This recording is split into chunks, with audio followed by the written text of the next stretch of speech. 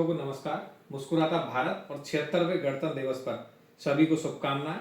और आज हमारे संग हैं विश्व हिंदू परिषद के महानगर अध्यक्ष कन्हैयालाल अग्रवाल जी, उनके साथ में है रवि अग्रवाल जी, युवा व्यवसायी हर्षित अग्रवाल जी, और पत्रकार समाज से हैं परवेज अहमद भाई साहब। आप सब लोगों का हमारे चैनल में स्वागत है। बहुत बहुत अध्यक्ष जी, मैं आपसे पूछना चाहूँगा कि कैसा महसूस करते हैं आप जब वंदे मातरम आप गाते हैं या वंदे मातरम की ध्वनि आपके कानों में जाती है?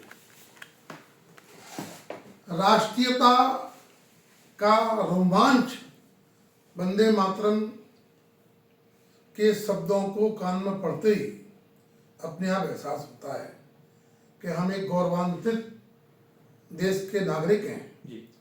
और जब हम गर्व से वंदे मातरम सुनते हैं या कहते हैं तो हमें एहसास होता है कि वास्तव में हम इस देश के नागरिक हैं जी।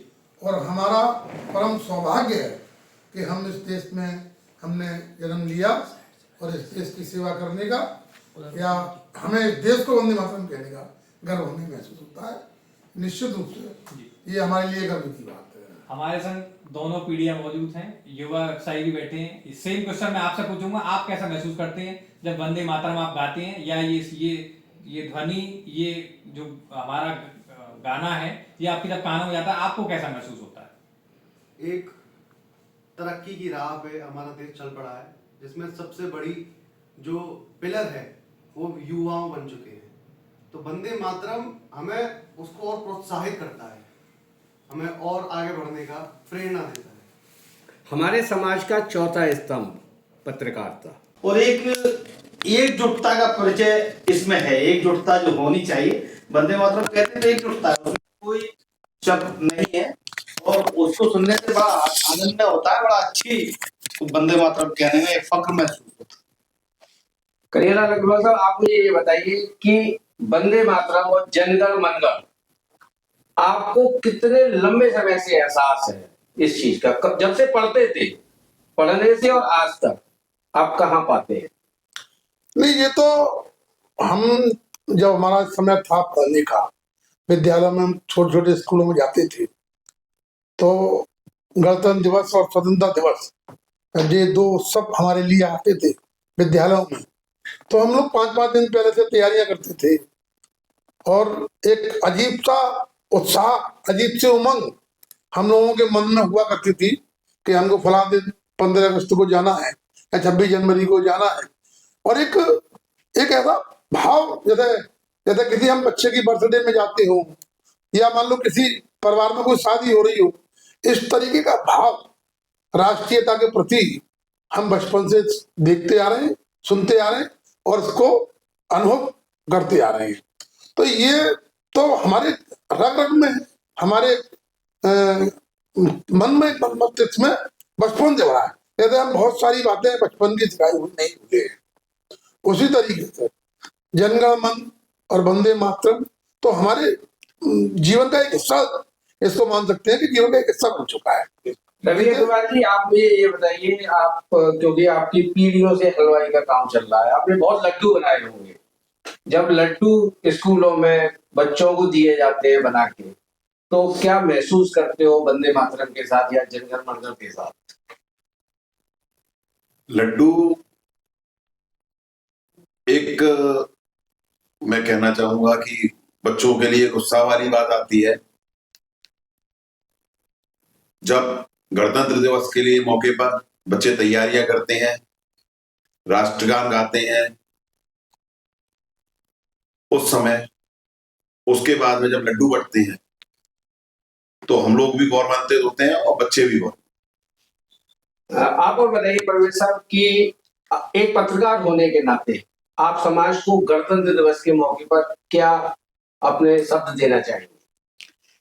यही सब कि हमारा देश आगे बढ़ना चाहिए और आपस में एकजुटता, देश को मजबूत करने के लिए जो हमसे हो सकता है वो करना चाहिए।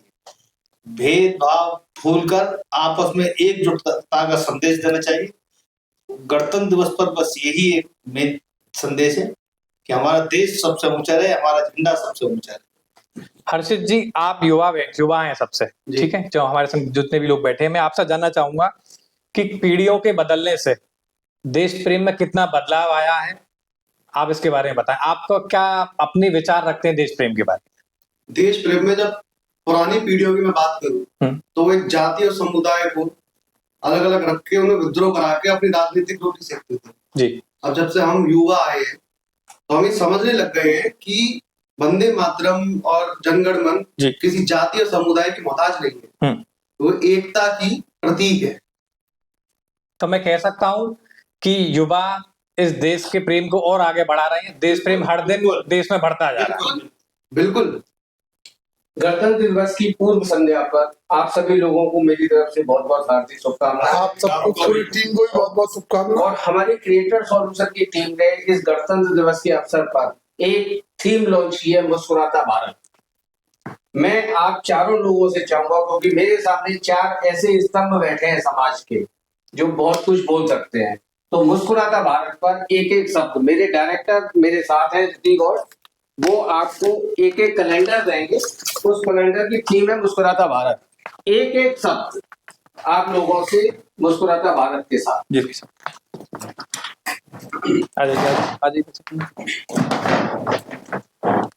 साहब, आपसे मुस्कुराता भारत के। मुस्कुराता भारत इस बात का प्रतीक है कि आज हम विज्ञान के क्षेत्र में कभी विदेशों पर निर्भर रहते थे, आज हमारा देश स्वयं अपने आप में सक्षम है और विदेशी हमारे यहाँ आज विज्ञान के क्षेत्र में, मेडिकल के क्षेत्र में लाभ लेने के लिए यहाँ आ रहे हैं। ये हमारे मुस्कुराते भारत की एक बहुत बड़ी छवि है। भाई साहब रवि जी, आप। मुस्कुराता भारत हमारा पूरे संसार में सबसे ज्यादा मुस्कुराता हुआ और स्वच्छ भारत, जो कि मोदी जी ने भी चालू करा था, स्वच्छ भारत का मिशन, बहुत तो मुस्कुराता ही है और स्वच्छता का। आप बताइए हर्षित जी। मुस्कुराता भारत एक एकता का प्रतीक है। बहुत अच्छा। परवेज भाई साहब, आप। मुस्कुराता भारत भारत को और ऊंचाइयों पर ले जाने का नतीजा है। आज भारत मुस्कुरा रहा है और दुनिया में भारत का डंका बज रहा है। आप सभी लोगों ने मुझे समय दिया गणतंत्र दिवस की पूर्व संध्या पर। बहुत आप सबको धन्यवाद। बहुत बहुत शुभकामनाएं।